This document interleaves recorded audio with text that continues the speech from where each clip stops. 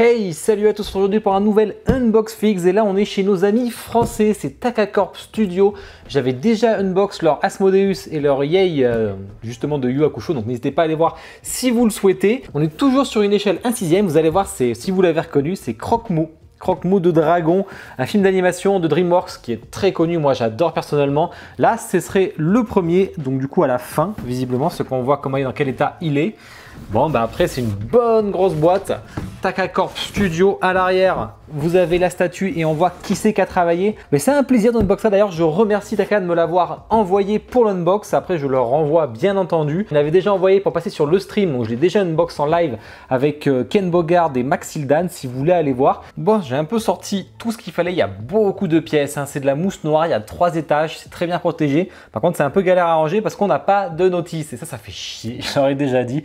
Pour Dreamland, ça m'avait déjà fait galérer. Pas de notice de montage, ça vraiment c'est très dommage, hein. Surtout qu'il y a beaucoup de pièces et c'est pas forcément si évident que ça. Donc servez-vous de mon unbox si jamais hein, vous allez galérer. On va voir si je m'en sors, en tout cas surtout pour le rangement, hein, ça c'est horrible. Hein. Petite enveloppe, Dragon 888 exemplaires, voilà, elle est plutôt sympa avec les couleurs bleu, blanc, rouge. Pour la France, on a une base, donc là c'est carrément alors les cavernes de cristal ou quelque chose comme ça là.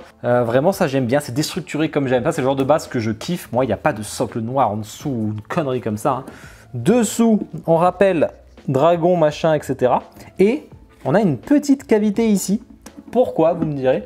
Parce que Takacorp ne fait pas de LED, enfin pour l'instant en tout cas, ils n'aiment pas trop les LED et ce que je comprends hein, parce qu'en termes de SAV c'est compliqué, il faut savoir que 90% des statues, un chiffre sorti au pif de ma tête, mais ne doit pas être trop loin de la vérité, si votre LED elle casse, eh ben, c'est la merde pour la changer parce qu'elle est dans la statue et vous n'aurez pas accès du tout à la LED, ça arrive des fois, hein, notamment sur ma Zorojime où on y a accès ou la NR. Et là donc ce qu'ils proposent c'est une petite cavité si vous voulez mettre une LED vous-même. Alors moi j'ai acheté ça sur Amazon, je vous mets la ref en description si vous êtes intéressé. Vous voyez, c'est tout simplement une petite bande de LED. Tac, on peut choisir la couleur. J'ai mis lumière froide pour le coup. Et ben, il suffit de bourrer dedans et de la mettre. Eh ben, écoutez, on va faire ça. La dernière fois sur le stream, on l'avait fait après avoir posé le dragon, donc je vous dis pas le poids. Là, on a été plus malin. Enfin, là, j'ai été plus malin. Je le fais avant. Voilà, c'est bourré. Hop. Alors vous verrez bien, là ça a un aspect un peu bleu du coup parce que c'est par rapport à la couleur de la résine, mais il y a plein d'autres choix possibles. Est-ce que c'est grave que la LED n'ait pas été vendue avec? Moi je pense pas parce qu'au moins ça coûte 10 balles à peine et vous pouvez le mettre facilement, vous pouvez le changer facilement, vous n'avez pas de problème de SAV dessus donc ça peut être très cool. C'est bien d'y avoir pensé, c'est vraiment très bien. Ensuite, le croque-mou. En plus, il y a une belle résine transparente, c'est dommage de ne pas la mettre en valeur. Putain, il pèse son poids. Il pèse son poids, je crois que la statue fait une vingtaine de kilos. Alors le croque-mou, là, il manque pas mal de choses, mais du coup, on est texturé. On a tous ces petites écailles un peu ici. Ces griffes qui sont pointues, mais c'était bien protégé, donc pas de casse.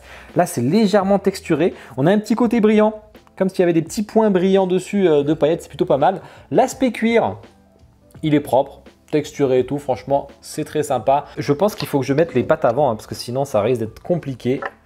Donc on va mettre ça de suite. J'aime beaucoup les pattes. Hein. Il y a un petit aspect bleu sur le bout des pattes que j'aime bien sur les écailles. Franchement, il y a un petit paint noir et vraiment bleu, peut-être un peu de gris même. Ça pour le coup c'est sympa. Allez, toi tu vas là. Alors dans quel sens ça va ça? C'est vrai que c'est vraiment relou d'oublier. Je pense que c'est comme ça. Pas du tout. C'est pas du tout comme ça, donc ça doit être comme ça. Ouais, c'est ça. Ok. Ça penche un peu, mais une fois qu'on aura mis les ailes et tout, ça va stabiliser la pièce. Alors c'est la première fois que je me demande si j'aurai cette place pour faire mon unbox. Je suis habitué à des statues en hauteur, mais en largeur, c'est pas la même. Bon, on a des ailes qui sont vraiment costaud de ouf, hein. Vraiment ça pèse son poids. Après on a un gros plug, donc ça ne bougera pas, le plug est vraiment costaud. On est à peu près sur le même paint avec toujours ces petites points noirs un peu partout. Ah, voilà. Assez facile à placer, putain l'envergure de ouf qu'il va y avoir. Ouf. Vous voyez là par contre il faut faire attention, hein. Vous voyez là j'ai un contrepoids. Donc on va aller vite placer la seconde aile.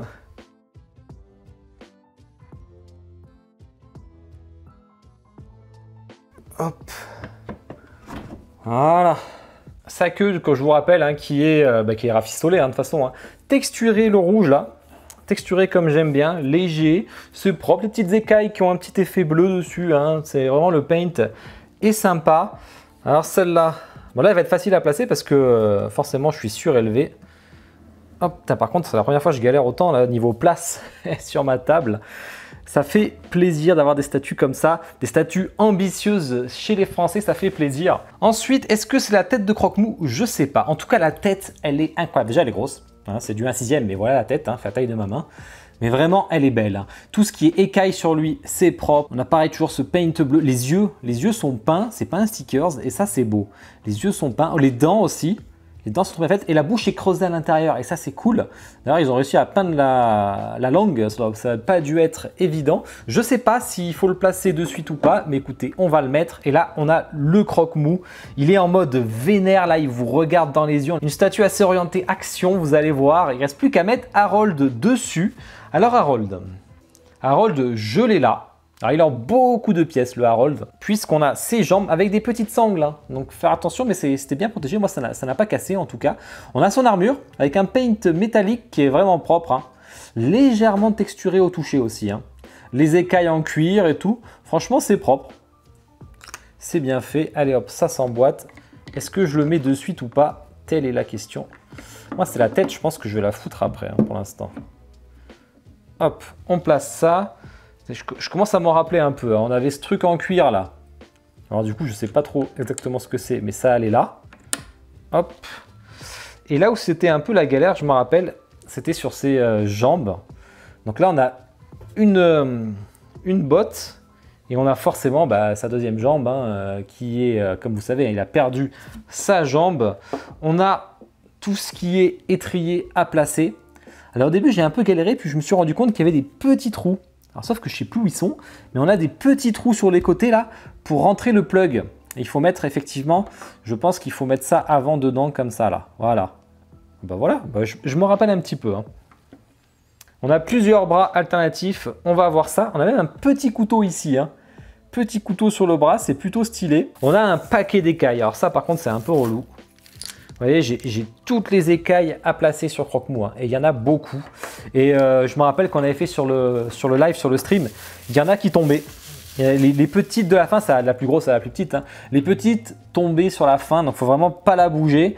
Donc là, je vais essayer de les mettre sans, mais en tout cas, il y a de la pâte à fixe qui est fournie si vous le souhaitez, au cas où je vous conseille de la mettre. Hein, parce que ça peut vite bouger, donc moi, je vous conseille de la mettre. Il y en a vraiment, vous voyez, il y en a des minuscules, là, ils sont vraiment pour le bout de la queue, là, elles sont toutes minuscules. J'aime bien, elles sont tachetées, là. Vraiment, j'aime bien. Et dedans, on a la pâte à fixe fournie, ce qui est, alors... je sais qu'en officiel, il y en a qui n'aiment pas avoir la pâte à fixe fournie. C'est très courant, hein, je vous le dis de suite. Hein, c'est très courant chez les studios. Hein. C'est pas obligatoire. Moi, je le conseille pour les petites écailles si vous voyez qu'elles bougent un peu. Hein. On a une main pour poser sa tête de Croque-Mou avec la bague là, qui accroche la lanière. Là. Vraiment, elle est stylée, c'est fin. J'aime bien. Et on a au choix, soit on a son sabre, j'appelle ça, on dirait un manche de sabre laser pour son épée là, qui s'accroche. Ça dépend les mains que vous mettiez. Soit vous pouvez carrément lui mettre l'épée enflammée en résine transparente qui est très jolie. Et vous avez le petit bout à la fin là pour pouvoir fermer dans la main et pas que ça tombe. Je ne sais pas ce que je vais mettre. On a deux têtes de toute façon. On a ses protections. Une tête de Harold sans masque qui a l'air déterminé quand même, yeux verts et tout. Plutôt bien. On a deux petites nattes derrière les cheveux là. Hyper cassant mais hyper bien protégé. Donc ça c'est pas cassé, c'est top. Et on a une tête avec le casque. Moi, j'aime moins, mais qui va mieux avec l'épée de flamme. Je ne sais pas si je vais mettre l'épée de flamme ou pas. Moi, je pense que je préfère sans, mais encore, j'en sais rien. Allez, on va commencer à monter ce personnage. Il doit y avoir un trou là. Ah oui, il y a un trou là-bas, c'est ça. Oh, ça va, c'est facile. Franchement, c'est facile. Il faut juste comprendre le système. Et là, du coup, on a celui-là. Celui-là, je ne sais plus trop. On va voir. Est-ce que sa jambe, elle va dans ce sens ou dans l'autre sens? Mais bon, il doit y avoir un détrompeur. Ok. Elle va comme ça, et après il faut mettre ça. Alors là vous n'allez pas trop voir parce qu'il faut que je cherche la bonne inclinaison. Non, en fait c'est facile à placer. Hein. La main, hop, mais je pense qu'il faut peut-être la mettre, mettre le visage avant. Sur son bras, on met la petite protection avec le logo. Et il reste un bras. Alors on met quoi? Épée, ouais, on va mettre l'épée. Alors, tac, on met l'épée dedans. Et on met le petit bouchon derrière, comme ça, ça ne s'enlèvera pas. Bon, du coup, vous avez vraiment le choix du sens de l'épée. Hein. coup, il pose la main sur la tête et ça, c'est plutôt cool. Ça, j'aime bien. Bon, du coup, j'ai pas mis ça. Il reste une petite armure à mettre là. Bon, ça va, c'est assez facile. Hein. On peut mettre le manche ici, là. C'est aimanté ici. Bon, là, j'ai mis l'épée de feu, donc ça n'a aucun sens. Hein. Mais du coup, j'aurais dû mettre cette main si c'était pas le cas. Ok. En tête, moi, je pense que je vais mettre pour l'instant la tête Harold normale, comme ça. Moi, j'aime bien comme ça, moi, sans le casque. Vraiment, il y a une prestance. Hein. On va mettre toutes les écailles. Ça reste quand même un minimum logique. Vous voyez, là, ça va pas, là, ça va pas. Là, ça va pas. Ok. Plutôt rapide à monter. Je suis assez surpris.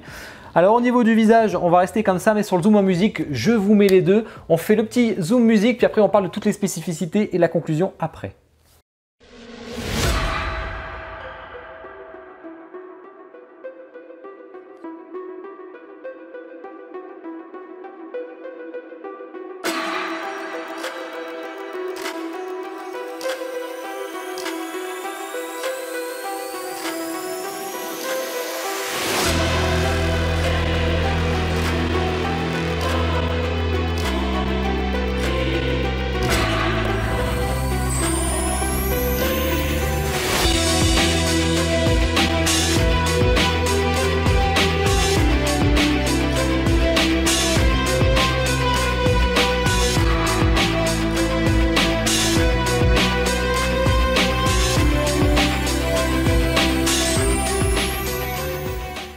Eh bien, j'espère que ce petit zoom vous a plu. En tout cas, moi, je suis très content de cette statue. Elle est vraiment très, très belle. Là, il y a de l'ambition. Là, c'est ce qui manque des fois chez nos studios français. Bon, je parle pas de Tsume. Hein. Je trouve que des fois que ça manque un peu d'ambition. Et là, quand même, on est sur une statue assez incroyable. Sachant qu'il y a Light Fury qui arrive ensuite. Hein, je vous mets l'image qui est en préco si vous la voulez encore. En plus, je vous mets un lien que Yaniki si jamais vous êtes intéressé. Mais il en reste toujours des dispos avec les 3 petits enfants. C'est hyper stylé. Sachant que ça va être Astrid ensuite. Bon. Alors, les spécificités. Alors, j'ai noté, c'est du 1/6, 40 cm de hauteur. Donc, ça, c'est pas spécialement haut, c'est facile à caser. On est quand même à 78 cm de large. Hein. Vous voyez, les ailes, elles sont sacrément espacées. Et 55 cm de profondeur. Donc, ça, c'est assez costaud. Mais on a vu pire. Au-dessus de 60, ça devient très compliqué. En dessous encore, c'est jouable. Et elle était, donc elle est à 888 exemplaires et elle était à 799 €. Donc vraiment, c'était une super affaire, sachant qu'on a déjà des croque-mous hein, là chez Sideshow, mais ils sont beaucoup plus petits. Hein. Vous voyez, ils font à peine ça. J'en ai déjà unboxé un, allez voir si vous voulez. Hein. Mais ils sont beaucoup plus petits, ils sont plus mignons, ça dépend ce que vous recherchez. Là, on est vraiment sur une statue d'attaque. Alors au niveau des points faibles, moi, c'est la notice de rangement. Le fait qu'il n'y ait pas de notice de montage, à la limite, on peut s'en passer, mais enfin... Il la faut quand il y a autant de pièces. Mais en plus, qu'on ne sache pas comment ranger, là, en plus dans la mousse noire. C'est très compliqué dans la mousse noire de ranger. Hein. C'est plus compliqué que dans du polystyrène. Hein. Donc ça, c'est vraiment dommage. L'impression que ça bouge un peu, vous voyez. Ça bouge un petit peu. J'avais déjà eu le cas sur la Asmo. Les emboîtements sont bons, mais ça bouge un peu. Il faudrait faire attention. Voilà, bon, là, ça va pas tomber, hein, vu le poids. Mais vraiment, lui, on pourrait se frotter. Un chat qui se frotte, à mon avis, je peux perdre des pièces. Hein. Les écailles, comme avec de la pâte à fixe, bon, avec des aimants, ça aurait peut-être été plus cool, mais ça en fait beaucoup. Moi, ça me gêne pas, la pâte à fixe, pour le coup. J'ai vraiment que ça en point faible. Hein, parce qu'en point fort, c'est vraiment le concept de la statue. Hein. Bravo Clément et bravo Taka pour avoir fait quelque chose comme ça. Moi, c'est ce que j'aime. C'est déstructuré, la base est belle. Le fait de nous avoir laissé l'option de la LED, pour moi, c'est un énorme plus. D'ailleurs, je vais peut-être l'enlever, hein, qu'on voit un peu sans parce que je suis quasiment passé tout le temps avec. Voilà, normalement, elle ressemble plus à ça. Les textures et tout, c'est bien peint. Vraiment, c'est propre. Pas de casse, c'est bien protégé. Franchement, le Harold, il est superbe. Il est assez complexe, hein, mine de rien. Il y a plein de petits détails. Hein. Vraiment, son casque, par exemple, hein, on a son espèce de dragon qui est sculpté là sur le côté et tout. C'est une statue qui se place en hauteur de toute façon. Hein, parce que si vous le mettez en dessous de vous, vous ne voyez pas la tête de Croque-Mou. Donc vraiment, il vous le faut, vous voyez, en hauteur pour voir sa tête. Il est méchant, là, il vous regarde dans les yeux. Donc vraiment, c'est cool. Bah écoutez, j'espère que cette unbox vous a plu. N'hésitez pas à me le dire en commentaire ce que vous en pensez. Il faut soutenir nos studios français quand même, c'est important. Merci Taka en tout cas de me l'avoir permis de l'unbox et j'ai hâte de faire les prochaines. Et puis n'oubliez pas de liker la vidéo, à commenter, à vous abonner si ce n'est pas déjà fait. Puis je vous souhaite à tous une bonne journée, une bonne soirée. Ciao.